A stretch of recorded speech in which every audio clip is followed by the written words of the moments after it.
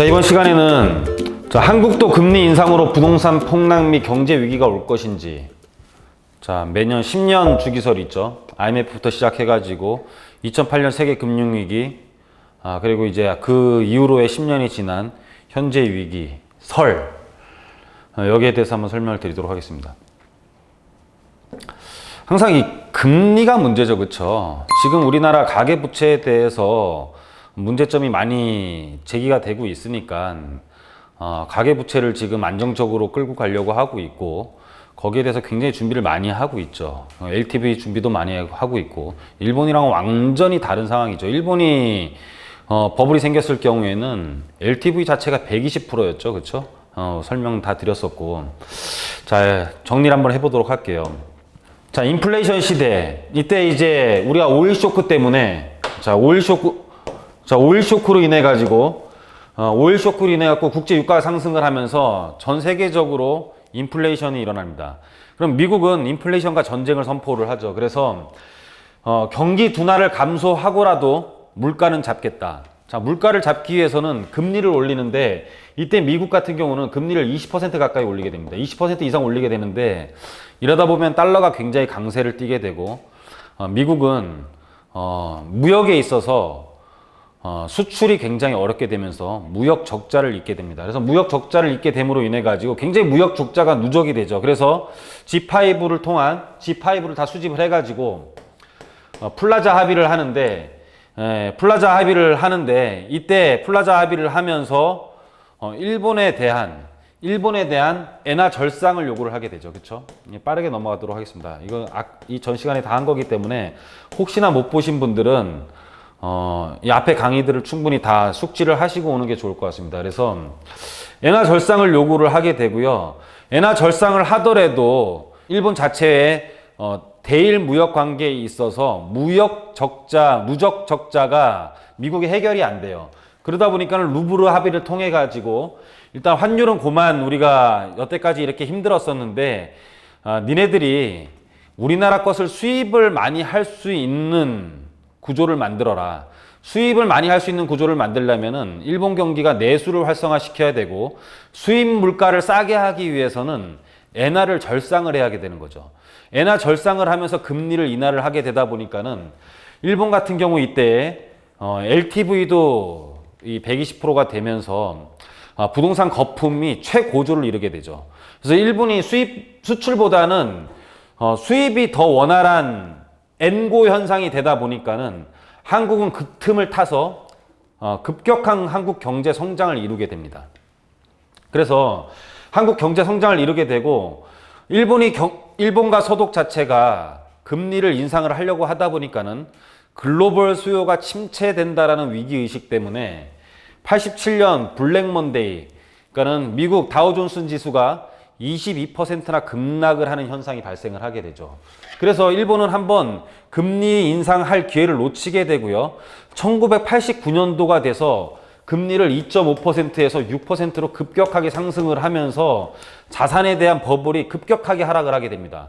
급격하게 하락을 하게 되면은 경기가 침체가 되죠. 계속 하락을 하게 되니까는 아무도 수요를 발생시키지가 않고 일본은 장기 침체의 늪에 빠지게 되는 거죠. 그 상황에서 고베 지진이 됩니다. 고베 지진이 일어나면서 다 이제 그 전 시간에 설명드렸던 부분이기 때문에 혹시나 모르신 분이 잘 안 보신 분들은 이 전 유튜브 강의를 보고 오셔야 될 것 같습니다. 그러면은 고베 지진이 되면서 엔화 강세가 된 이유는 뭐냐면, 자, 일본 보험회사들이 엔화로 보험을 지급을 해야 되는데, 그 당시에 일본은 저금리로 계속 있었기 때문에 보험회사들이 이 보험금을 받은 것으로 해외 투자를 한 거죠. 해외 투자한 것을 다 팔고 엔화로 바꿔야 되다 보니까는 엔화에 대한 수요가 늘어나면서 엔화 강세가 되는 거죠. 그래서 일본이 또 수출에 힘들어집니다. 엔화 강세가 되는 것은 수출에 힘들어지는 거죠. 수출이 힘들어지다 보니까 플라자 합의로 인해서 엔화가 강세가 되고, 지진으로 인해서 엔화가 강세가 되고, 우리나라는 일본이 안 될 때마다 성장을 하게 되는 거예요. 그래서 일본이 이렇게 엔화 강세로서 수출에 힘들게 되다 보니까는 우리나라는 투자를 확대하게 됩니다. 투자를 확대하게 되는데, 지진으로 인해 가지고 고베 지진이 1995년 1월 달에 일어나는데, 이때 일본이 굉장히 어려워지죠. 1월에 일어나다 보니까 일본이 95년 5월에 역플라자 합의를 제안을 하는 거죠. 우리 엔화를 낮추는 거에 있어서 절하하는 거에 대해서 제발 합의를 해달라. 근데 우리는 엔화 강세를 틈타서 투자를 엄청나게 확대를 했는데 우리나라의 경쟁 상대인 엔화가 다시 약세가 되면서 아시아 전반적인 침체, 외환위기, 아시아 전반적인 금융위기가 더불어갖고 우리나라까지도 이 1997년도에 외환위기가 오는 상황까지 이제 일어나게 되는 겁니다. 이게 이제 저번 시간까지 배운 것에 대한 압축이고요. 자, 그렇다면 외환위기 후 기업과 은행은 어떻게 변했는지 경험해놓고 또 바보짓 하겠습니까? 엄청나게 내실이 강해지죠. 우리나라 기업들도 빚을 안 얻으려고 해요. 예, 그동안에 부채 비율이 IMF가 왔을 때가 200%, 300% 이런 것들이 금리가 조금 올라가면서 왕창 뭐 문제가 돼가지고 다 망하는 것이고 은행들도 이렇게 무리한 투자를 절대로 안 하죠. 그렇죠? 그래서 기업은 투자를 축소를 하고 한국은행은 경기가 너무 안 좋으니까 외환위기 이후에 경기 부양을 위해서 유동성을 공급을 해요. 돈을 많이 공급을 하는 거죠. 근데 기업은 대출을 축소를 하고 대출이 축소가 되니까는 기업이 투자를 안 하는 거잖아요. 투자를 안 하니까는 기업 대출이 축소가 되는 거죠. 돈을 빌려 쓸 사람이 없으면 은행은 개인들한테 이렇게 돈을 받아가지고 기업들한테 대출을 하는 게 사실 주 업무이거든요. 근데 기업이 대출을 축소를 하다 보니까는 그러니까 빌려갈 사람이 없는 거예요. 빌려갈 사람들이 없으면 수요 공급에 의해서 금리는 어떻게 됩니까? 돈은 많은데 빌려가지 않으니까 당연히 금리는 어떻게 되겠어요? 금리가 떨어지게 되죠. 수요 공급이 경제 90%가 그랬잖아요. 그래서 금리가 하락을 하게 되고요. 은행들은 장사가 할 데가 없으니까는 결국은 가계에 대해서 대출을 증가를 하게 되죠. 가계를 상대로 장사를 하게 됩니다. 왜냐면은 아파트라는 것은 뭐 우리나라 뭐 공신력이 있는 금액도 정해져 있고 이러다 보니까는 안정적인 아파트를 상대로 가계 대출을 증가를 시키시면서 외환위기 왜 아파트 가격이 급등을 하게 되는 거죠. 그래서 기업은 투자를 축소를 하고 기업도 대출도 죽이고 대출을 축소를 하고 하는데 금리가 하락을 하고 그러니까는 경제가 성장을 하지 않아도 금리가 하락을 하면서 가계 대출이 증가가 된다. 희한하게 저성장 저금리 기조로 바뀌면서 저성장이어도 이 저금리 때문에 부동산이 상승하는 이런 식이에요. 지금 전반적으로 다 이런 식이죠. 지금 수출은 감소를 하고 있는데 우리 내수는 또 막 살려야 되잖아요. 수출이 감소를 하면은. 그러면은 이 저금리 기조는 계속 유지를 해야 되고 물가까지 하락이 되다 보니까는 계속 저금리로 가다 보면은 이런 자금들이 기업으로 들어가야 되는데 그 유동성 모든 것들이 부동산으로 흘러가니까 지금 부동산 가격이 급등을 하는 거죠. 그래서 저성장 저금리 기조로 바뀌어도 이 저성장이어도 부동산이 상승하는 이유들입니다. 이런 것들이. 자, 대외적인 안정성이 우리나라가 있느냐? 자, 글로벌 금융 안전망. 그러니까 G20 세계 금융위기를 한번 겪으면서 이제 통화 스와핑 같은 거를 하게 돼요. 미국도 우리나라에게 300억까지는 빌려준다라고 하고 300억 달러까지는 그리고 모자라면 더 빌려주겠다. 뭐 뱅크런 같은 게 일어날 때 우리나라 돈이 막 빠져나갈 때 그 300억 달러가 무슨 소용이냐고 하겠지만 그 정도로 외국과의 공조가 지금 G20 미국까지도 계속 잘 되고 있기 때문에 전반적으로는 앞으로는 전 세계적으로 이렇게 금융위기가 일어나기는 쉽지 않다. 대외적인 공조가 굉장히 잘 되고 있다고 보시면 될 것 같아요. 그리고 우리나라 상황을 보면 수출이 87개월 연속 흑자를 기록을 하면서 4천억 달러 외환 보유고예요. 세계 9위입니다. 너무 우리나라가 지금 잘못되지 않을까는 세계 9위인 나라한테 잘못되지 않을까라는 것은 너무 좀 과한 현상 아닌가 이런 생각도 들어요. 그래서 유럽 상당수는 재정 적자를 갖고 있는데 87개월 연속 무역 흑자, 재정 흑자를 갖고 있는 우리나라한테 너무 지금 옛날에 대한 그 금융위기와 세계 금융위기 여파로 인한 침체에 대해서 좀 너무 과민 반응을 보이는 건 아닌지라도 한번 생각을 해봅니다. 자, 이 대내적인 안전성을 보면 이제 통화수합과 송합 체결과 동시에 이제 통화수합이 체결되면서 전반적으로 대한민국이 이 금융위기가 올 것이라는 것은 안전성에 이제 확보가 됐어요. 금융위기는 잘 안 올 것이다. 그래서 금리를 5%에서 2%로 빠르게 내립니다. 그러니까 우리나라에서 돈이 잘 안 빠져나가겠죠. 안전하다는 생각, 돈이 잘 안 빠져나가겠다라는 현상을 틈타서 금리를 2%로 빠른 속도로 내리면서 우리나라 자산 가격이 내려갈 수 있는 것을 막아요. 일시적으로 막으면서 우리나라에 대한 어떤 경기 부양을 일으키는 거죠. 그래서 2010년 유럽 금융위기 오면서 한국 국채 안전자산으로 급부상. 이건 무슨 말이냐면은 2010년도에 이제 유럽이 되게 안 좋아지죠. 안 좋아지면은 전 세계적으로 저금리 시대에 노령화가 되고 있어요. 다 연금이라는 것을 운영하고 있는데 우리나라 국민연금도 투자를 해야 되고 뭐 해외에 있는 자산들도 외국에 다 투자를 해요. 근데 유럽의 금융위기가 오면서 이런 해외 자본들이 투자를 할 데가 없는 겁니다. 근데 한국은 이 당시에 계속 무역 흑자를 기록을 하고 있고, 그러다 보면은 글로벌적인 관점에서 놓고 봤을 때 한국은 굉장히 안전한 나라예요. 그러다 보니까는 한국 국채로 돈이 막 몰리기 시작을 하는 거죠. 그래서 최신 주식 가격이 급락을 해서 해외 자본이 빠져나간다고 하더라도 우리나라의 국채에 대한 투자가 늘어나면서 오히려 외환 보유고나 달러에 있어서는 크게 변동성이 없는 거예요. 그만큼 우리나라는 일시적인 주식 급락이 있다고 하더라도 나라 자체가 지금 대외적으로 놓고 봤을 때는 굉장히 안전한 나라이고 우량한 나라로 보고 있기 때문에 굉장히 안정성을 띠고 있다라고 보셔도 될 것 같습니다. 그래서 그래도 위험하지 않을까. 2008년 이후 은행의 건전성 관리 감독이 굉장히 강화됩니다. 자, BIS, Bank for International Settlement. 국제결제은행이 자기 자본 비율을 다 높이라고 이제 말을 해요. 그리고 바젤 3라는 거, 이것 때문에 국제결제은행 BIS 산하 바젤은행 감독위원회에서 이 바젤 2를 대폭 강화해 가지고요, 국내 은행에 이게 도입이 됐어요. 그래서 위험한 투자도 잘 못하고 은행에서 항상 스트레스 테스트를 해요. 스트레스 테스트는 뭐냐면 어떤 위기가 왔을 때 니네 은행이 잘못되지 않겠냐라는 것을 계속 테스트를 해가지고 잘못되면은 영업 정지까지 당합니다.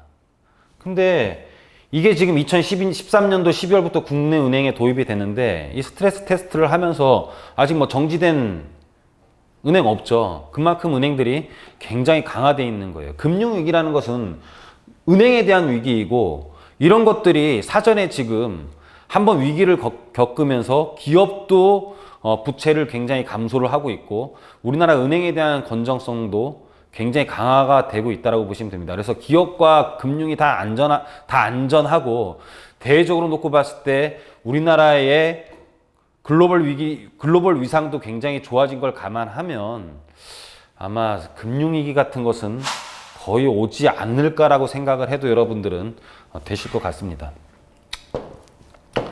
그래서 환율 하락 전망도 있고 환율 상승 전망 두 개가 지금 계속 싸우고 있어요. 그래서 미국이 성장이 정체되면, 미국 성장이 전체되면 달러의 가치가 하락을 하면 환율 자체가 하락을 하겠죠. 원달러 대비 환율 자체가 하락을 하는 거고, 한국이 87개월 연속 무역 흑자를 하게 되면 우리나라에 달러가 많이 유입이 되는 거죠. 대한민국 국채 수요가 계속 지속이 되면 달러가 우리나라 돈으로 들어와서 우리나라 국채를 사기 위해서는 원화에 대한 수요가 증가를 하게 되는 거고, 원화 수요가 증가를 하게 되면 원화 가치가 상승을 하게 되는 거고, 원화 가치가 상승을 하게 되면은 환율은 하락을 하는 거죠. 원화 가치 상승은 달러의 환율의 하락을 의미하는 거잖아요. 원화 가치가 상승을 한 것. 1,000원 주고 1달러를 살 수 있는 것은 1,200원 주고 1달러를 샀을 때보다 원화의 가치가 상승을 한 거죠. 그래서 환율은 하락을 한 거죠. 1,000원으로. 이해 가시죠? 다시 한번. 이런 부분들이 여러분들이 계속 헷갈리는 부분이기 때문에 여기 나오는데 그냥 감안하고 하겠습니다. 자, 1,000원을 주고 1달러를 산 것과 자, 1,200원을 주고 1달러를 산 것. 1,200원을 주는 거에서 1,000원을 주는 걸로 바뀌었어요. 환율은 1,000원입니다. 그리고 환율은 1,200원이에요. 환율이 1,200원일 때에서 1,000원으로 넘어가면 환율은 떨어진 거죠. 환율은 하락한 거고 우리나라에 대한 원화 가치는 상승을 한 거죠. 계속 설명드렸던 거죠. 그렇죠? 모르시는 분들 다 앞에서 보시면 됩니다. 그래서 원화 가치가 세니까 원화 가치가 상승을 하면은 1,000원 갖고 1달러를 살 수 있죠. 우리나라 돈의 가치가 떨어지면은 1,200원이나 주고 1달러를 사야 되는 거죠. 무슨 말인지 이해 가시죠? 그래서 환율이 하락한다는 것은 원화 가치가 상승을 한다는 거죠. 원화 가치가 상승을 한다는 것은 원화에 대한 수요가 많이 늘어난다는 뜻이고 다 수요 공급이라 그랬죠. 국채 수요가 늘어난다는 것은 우리나라 국채 수요가 늘어난다는 것은 우리나라 국채를 살려면 원화를 바꿔서 사야 되니까 원화 수요가 늘어나는 거죠. 자, 다 이해 가시겠죠? 자, 여기까지 설명드리면 될 것 같고요. 자, 환율 상승. 환율 상승은 원화 가치가 하락했다는 거죠. 그렇죠? 미국 금리가 인상을 하면 달러 가치가 상승을 하는 거죠. 미국 금리가 인상을 하면 달러를 갖고 있으면은 돈을 이자를 많이 받게 되니까 달러의 가치가 상승을 하는 거죠. 그럼 달러 수요가 늘어나는 거고 미국 금리가 인상을 하게 되면은 달러의 수요가 늘어나는 거니까는 미국 금리가 인상을 하게 되면 달러의 가치가 상승을 하게 되는 거죠. 그러면은 환율 자체는 어떻게 됩니까? 환율은 떨어지는 거죠. 원화 가치가 하락했으니까. 달러 대비 원화 가치가 하락했으니까는 환율은 상승을 하는 거죠. 무슨 말인지 이해 가시죠? 우리 카메라 찍고 계신 분이 이해를 못 하시는 것 같으면 표정이 이해 못 하시는 것 같아서 다시 한번 설명드리도록 하겠습니다. 자, 환율이 상승을 한다. 환율이 1,000원에서 1달러를 살 때 1,000원이었던 것이 1,200원으로 환율이 상승을 한 거죠. 1달러를 살 때. 환율이 상승을 할 때. 환율이 이렇게 상승을 해요. 왜? 달러의 가치가 증가를 했으니까. 달러의 가치가 상승을 했으니까. 달러의 가치는 왜 상승을 해요? 달러에 대한 수요가 늘어나니까 달러의 가치가 상승을 하죠. 달러에 대한 수요가 왜 늘어나요? 미국 금리가 인상을 하게 되면은 달러를 갖고 있으면은 이자를 많이 준대요. 그러면은 달러를 갖고 있을 만한 달러를 가지려고 많이 하겠죠. 달러를 많이 가지려고 하면은 달러의 가치가 상승을 하는 거죠. 달러의 가치가 상승을 하면은 우리나라 원화 가치는 상대적으로 하락을 하죠. 상대적으로 하락을 했기 때문에 달러를 사기 위해서는 우리나라 돈을 더 많이 줘야 되죠. 더 많이 주는 환율이 상승을 하는 거죠. 환율이 1,000원에서 1,200원으로 상승을 하는 거죠. 이제 이해 가십니까? 네, 이게 이해 가셔야 됩니다. 그래서 환율 상승 전반, 미국 금리 인상과 자, 위안화 엔화가 약세되다. 위안화 엔화가 약세되면은 우리나라 돈도 약세가 돼야 되는 거죠. 우리나라 돈도 약세가 돼야 돼요. 왜? 일본과 중국과 우리나라는 굉장히 무역이 밀접한 영향을 갖고 있어요. 밀접한 영향이. 그래서 위안화가 약세가 되면은 우리나라 돈이 강화가 돼 있을 경우에 우리나라 중국에 수출을 할 수가 있습니까? 자, 위안화 대비 우리나라 돈이 강세예요. 그러면은 중국 돈으로 우리 거를 살 때 더 많은 돈을 지불을 해야 되면 우리가 중국에 대한 수출이 떨어지겠죠. 그러니까 우리나라도 약세를 유지를 해야 되겠죠. 우리나라가 약세를 유지한다라는 것은 달러를 사기 위해서 더 많은 돈을 줘야 되는 거죠. 우리나라 돈이 약세니까. 그렇기 때문에 환율 상승 전망은 미국 금리 인상과 위안화 엔화가 약세가 되기 때문에 우리나라 돈 환율이 상승할 것이라고 전망을 하는 거죠. 이게 이제 계속 설명드렸던 부분입니다. 그래서 현재 미국, 중국, 현재 달러가 현재 지금 환율이 상승돼 있는 것은 현재 미국, 중국 무역 전쟁 중이죠. 그렇죠? 이게 장기화되면서 중국이 침체돼요. 중국이 침체되면은 중국의 돈의 가치가 떨어지는 거죠. 위안화 약세가 되니까 중국에 수출을 해야 되는 우리나라 입장에서도 우리나라 돈의 가치를 떨어뜨려야 되는 거죠. 우리나라 돈의 가치를 떨어뜨리니까는 지금 달러 환율이 올라가게 된 거죠. 지금 1,000원 막 하던 게 최근에 막 1,200원, 1,240원 막 올라갔잖아요. 그래서 자, 환율 하락 전망과 환율 상승 전망이 두 개가 지금 막 엇갈려 가지고 달러를 지금 사야 되는지 말아야 되는지 여러분들 굉장히 지금 헷갈려 하시는 분들이 굉장히 많죠. 근데 이거가 헷갈리면서 달러를 살려고 헷갈리는 것 자체가, 이거 헷갈리면 달러 자체 개념이 없는데 그거 달러를 헷갈리시면 안 됩니다. 여하튼 간에 이걸 헷갈리는 사람은 달러를 살 자격도 없으세요. 이게 확실히 이해가 가야 내가 달러를 사야 할지 말아야 될지도 결정을 하시는 겁니다. 그래서 여러분들 잘 이해를 하셔야 되는 거고요. 굉장히 어려워요. 근데 앞에서 2편 찍었고 지금 이제 3편째 하고 있는 건데 3단계로 나눠서 하고 있어요. 시간이 좀 길어가지고. 근데 이거 여러분들 다 이해를 하셔야 되는 겁니다. 자, 그러면 앞으로 환율 종합 전망은 하안정세를 띌 가능성이 굉장히 높습니다. 그래서 지금보다는 달러 가치가 환율이 내려갈 가능성이 높죠. 환율이. 왜냐면 미국이 재정 적자로 성장세는 둔화 가능성이 높아요. 미국이 경기가 굉장히 좋은데도 트럼프는 뭘 했어요? 감세 정책을 막 폈죠. 감세 정책을 막 폈으면은 재정 적자예요.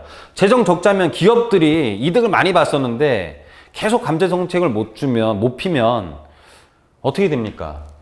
미국 기업들의 성장세가 둔화될 수밖에 없죠. 다시 세금을 많이 거두면. 그래서 둔화 가능성이 굉장히 높고요. 자, 미중 무역 전쟁으로 인한 협의가 일어날 가능성이 높은데, 협의가 일어나면 어떻게 되냐면은 위안화 절상이 될 가능성이 굉장히 높죠. 그러니까는 미국은 중국한테 계속 니네가 우리 거를 소비를 해라는 거잖아요. 미국이 중국한테 지금 계속 무역 적자를 받는데, 우리 루브로 합의 기억나죠? 일본한테 했던 것처럼 너 계속 좀 우리 거를 좀 소비를 해라. 그러면 약간의 위안화 절상이 일어날 가능성이 높죠. 위안화 절상이 일어나면 우리나라도 원화 절상을 해야 되고, 원화 절상을 한다는 것은 환율이 떨어진다는 것을 의미하는 거잖아요. 자, 이해 가시죠? 그래서 어느 정도 미국 무역 전쟁이 뭐 끝까지 가겠습니까? 그럼 어느 정도 협의를 하려면은 위안화 절상할 가능성이 굉장히 높다라는 거죠. 자, G20 무역 흑자 국가들은 환율 및 금리 조정 가능성이 높아요. 자, 지금 미국 같은 경우가 뭐 환율 조작 국가들, 그러니까 환율 조작 국가들이 뭡니까? 그러니까 지가 피해 보면 환율 조작 국가예요, 그렇죠? 지가 피해를 봤다는 뜻은 뭐예요? 자기가 무역 적자를 봤다라는 거잖아요. 무역 적자를 봤다라는 뜻인데, 그렇다면 일본에 했던 것처럼 우리나라 일본처럼 완전히 당한다는 뜻은 아니고요. 니네 우리나라 것 좀 사라, 예? 좀 사고 니네들이 우리나라 것을 많이 살 수 있는 모양으로 좀 바꿔야 된다는 뜻은 뭐냐면 환율을 좀 낮춰라. 니네 나라 대비 우리나라 돈의 환율을 낮춰라. 니네 나라의 돈의 가치를 좀 절상시켜라.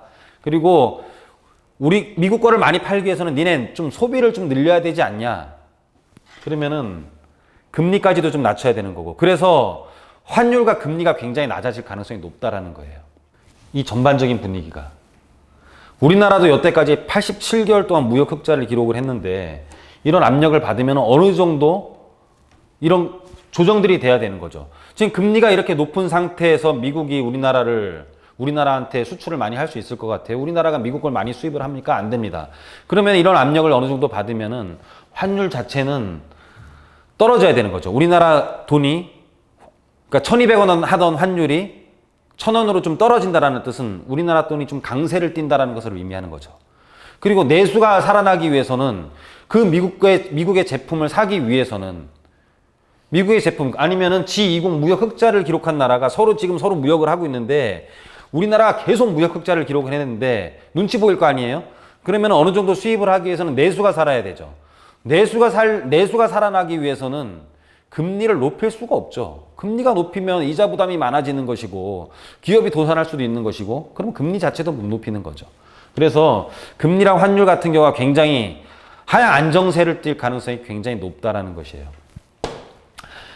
그래서 금리가 한동안 오르기 힘든 것을 보면 여러 가지 상황만 보더라도 미국이 금리를 지금 올리지 않고 있죠. 오히려 낮추고 있죠. 그렇죠? 이제 8월 23일 뉴스인데 미 제로금리 향한 빅스텝 뭐 이렇게 돼 있고요. 우리나라도 물가 굉장히 낮고 디플레이션 우려할 상황은 아니지만은 디플레이션 우려를 하고 있죠. 디플레이션 우려를 하고 있으면 금리를 올릴 수가 없죠. 그죠? 금리를 올리면 어떻게 됩니까? 돈이 더 흡수가 돼요. 돈이 흡수가 되면은 물가는 더 떨어지게 되죠. 더 떨어지게 되는 상태에서 물가가 낮은 상태에서는 기준금리, 시장금리랑 다른 거 이전 시간에 다 배웠고, 물론 그게 서로 연동이 되기는 하지만은 여하튼 간에 기준금리는 물가가 가장 밀접한 영향을 갖고 있다고 보시면 돼요. 그래서 물가가 이렇게 낮은 상태에서는 금리를 올릴 수가 없고, 가장 우리가 예민하게 받아들였던 미국 금리가 거의 지금 제로를 향해서 또 다시 가고 있죠. 그래서 금리는 한동안 오르긴 힘들다. 총정리 한번 해볼게요. 자, 총정리 한번 하는데, 자, 2008년도에 한미 통화 수합을 체결을 해요. G20 다 합니다. 그쵸? G20 다 한미 통화 수합 체결을 해요. 그리고 이러다 보니까는 우리나라 자체에 자금이 이탈될 가능성이 굉장히 줄어들면서 경기 부양을 해서 이때다 싶어가지고 2009년도에 5% 금리를 2%로 인하를 합니다. 그런 상태에서 어느 정도 2%를 인하를 한 상태에서 7월부터 2010년도에 물가가 너무 올라가다 보니까는 기준금리를 좀 상승을 해요. 2011년도에 동일본 대지진, 쓰나미, 엔화 강세가 또 일어나죠. 엔화 강세, 이 보험회사에 관련된 얘기들을 했었고요. 이때 우리나라는 어마어마하게 성장을 해요. 그래서 가계대출 많아도 수출이 엄청난 강세를 띠게 됩니다. 왜? 엔화 강세니까. 엔화 강세인 것은 일본이 수출을 잘 못한다라는 구조이고, 상대적으로 우리나라는 수출을 엄청 잘할 수 있는 나라로 바뀌는 거죠. 이게 일본과 우리나라의 이런 관계입니다. 일본이 안 좋으면 우리나라는 막 좋아지는 거예요. 일본 막 쓰나미 오고 뭐 엔화 강세 되면 우리나라 이때다 싶어갖고 수출 경쟁 우위를 차지하고 수출 강세를 띠고, 그래서 이때 금리 3.25%까지 인상을 하고요. 2012년도에 아베 신조 양적 완화 정책, 아베가 이제 총리가 다시 되면서 양적 완화 정책을 해요. 그래서 엔화가 약세가 되는 거죠. 엔화가 약세가 되고 유럽 재정위기가 와요. 유럽 재정위기가 오고, 그래서 글로벌 수요가 약세가 되면서 우리나라도 내수에 관심을 갖게 됩니다. 내수에 관심을 갖게 되는데, 내수를 살리기 위해서는 어떻게 해야 돼요? 내수를 살리기 위해서는 금리를 낮춰야 되죠. 근데 부동산 가격이, 내수를 살리기 위해서는 부동산을 하락시키면 안 돼요. 왜냐면 부동산을 하락시키면은 우리는 못 살게 된다라는 생각을 해요, 스스로가. 내 자산이 아직 돈으로 안 바꿨지만은 내가 못 살게 됐다라는 생각을 갖게 되면은 소비를 완전히 줄이거든요. 그래서 부동산 하락 방어를 하는 게 2012년도예요. 그래서 이때는 포커스를 어디다 두냐면은, 부동산 하락 가격 방어를 하기 위해서 이 금리를 인하를 하는 것보다는 부동산 공급 축소에 오히려 포커스를 둬요. 그래서 이때는 4.1 부동산 대책에 어떤 대책이 나오냐면, 더 이상 신도시는 없다라는 발표가 나옵니다.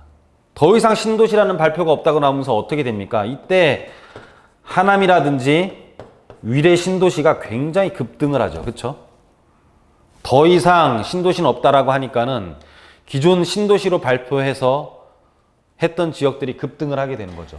그 다음에 2014년도에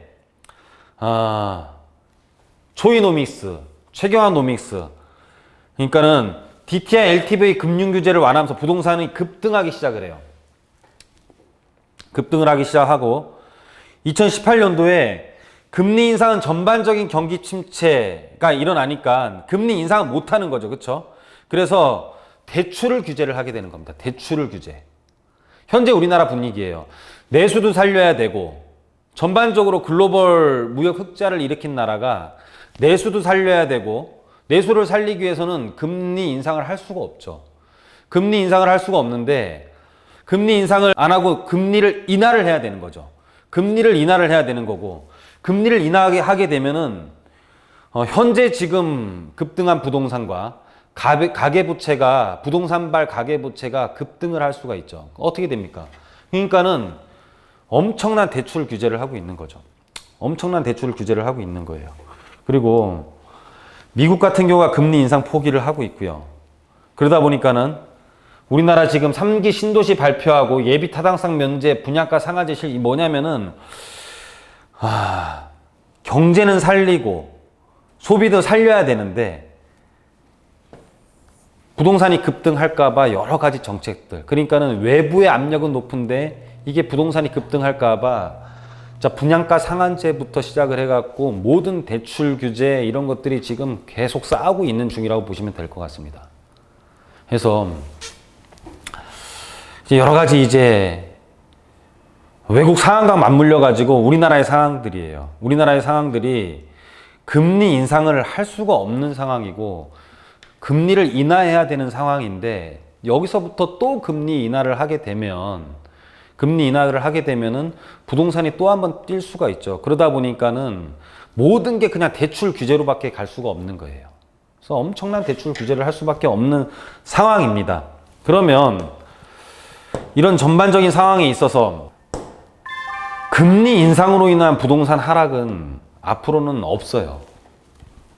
자, 이 말을 하기 위해서 사실 여러 가지 지금 대외적인 정세를 설명드린 거예요. 대외적인 정세를. 무역 흑자가 어떻게 됐고 무역 적자가 어떻게 됐고 무역 흑자를 일으킨 나라에서는 지금 어떤 정책을 펴왔고 지금 미중 무역에 있어서도 지금 위안화 절상이 요구가 되면은 우리나라 돈은 어떻게 되며 그리고 우리나라가 지금 또 G20에 있어서는 무역 흑자 국가이기 때문에 내수를 살리고 또 우리나라가 또 수입을 해주고 이러기 위해서는 또 어떻게 해야 되는지 금리 인상을 과연 할 수가 있는 건지 환율은 어떻게 되는지 우리나라가 수입을 하기 위해서는 환율을 높여야 되느냐 절대로 그렇게 못한다는 거죠. 그래서 여러 가지 상황을 놓고 봤을 때 금리 인상으로 인한 부동산 하락은 당분간 없다라는 게 거의 결론이라고 보시면 될 것 같습니다. 그래서 앞으로도 한번 이 외국과의 관계 그리고 대외적인 부분들을 굉장히 좀 유심히 봐야 돼요. 확실히 답을 내리기는 쉽지는 않지만 여러분들이 이런 정세는 알고 가야지만이 우리나라가 앞으로 어떤 상황이 될지를 잘 알고 있습니다. 여러분들 계속 궁금하신 점 있으신 분들은 저희랑 한번 계속 상의를 해보시고요. 정말 두려우신 분들은 저희랑 상의하면서 여러분들 어떻게 해야 될지 여러분 개별적인 답은 여러분 개별적으로 제가 말씀을 드리도록 하겠습니다. 그래서 항상 저희랑 같이 해주시고요. 굉장히 어려운 내용들 지금까지 들어주셔서 감사하고 앞으로도 여러분들께 좋은 내용으로 보답을 해드리도록 하겠습니다. 자, 지금까지 환율, 금리, 채권, 일본 편, 우리나라 편, 거기에 미국에 대한 상황들, 중국에 대한 상황들 간단하게 설명을 드렸습니다. 여러분들 더 궁금하신 점 있으면 제가 더 좋은 내용으로 다시 한번 보답해 드릴 테니까 여러분들 좋아요, 구독 꾹 눌러주시고요. 자, 오늘 강의는 여기서 마치도록 하겠습니다.